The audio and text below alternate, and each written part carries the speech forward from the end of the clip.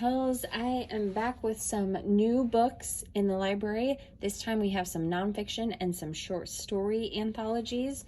So we'll start with the short story ones. The short story, this one is called Take the Mic. It's called Fictional Stories of Everyday Resistance, and it's about stories about people standing up against systems of oppression. So people who are oppressed for many reasons.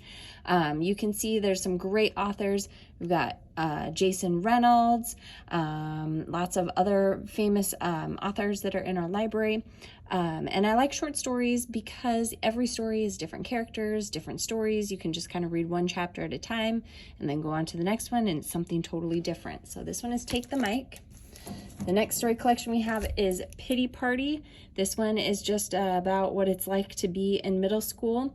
It's supposed to be pretty funny. It's also got some dark stories in it, but it's just supposed to be about middle schoolers and the middle school experience. So what it's like being in middle school.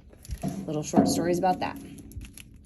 This one is about Native American stories, ancestor approved, intertribal stories for kids. So every story is a different story about Native Americans.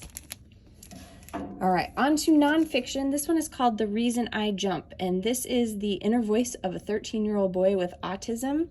And I think that it's interesting because the way that it's written, every chapter is a question.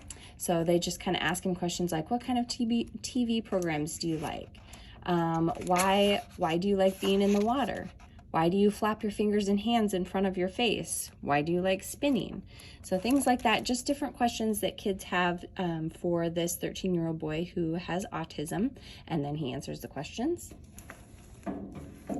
The next one would be great if you are on Team Aloha and doing the Human Rights Unit. This one is called The Disability Experience, Working Toward Belonging. So this book just has a little bit of everything about disabilities, and there's lots of pictures and graphics and some explanations and writing in there, but I just thought it looked like an interesting kind of fun book that explains a little bit of everything about people with disabilities. The next one is a poetry book. This is by Nikki Grimes, who is one of our Iowa Teen Award authors this year. This is called Legacy, Women Poets of the Harlem Renaissance. So this one has some of Nikki Grimes' own poetry. It also has other famous poets from the past, from the Harlem Renaissance poets. So just some great illustrations as well. If you're a poetry fan of Black poets, this would be a good book for you. The next one is Strongman. It's called The Rise and Fall of Five Dictators and the Fall of Democracy. So this one, we have like Mussolini, Stalin, Hitler, Saddam Hussein, and it just describes how these people were able to take over their democratic societies and turn it into a dictatorship. A little bit of history. This one is Can't Stop, Won't Stop. This is the young reader's version of your young adult version. It's a hip-hop history, so it's all about the history of hip-hop music.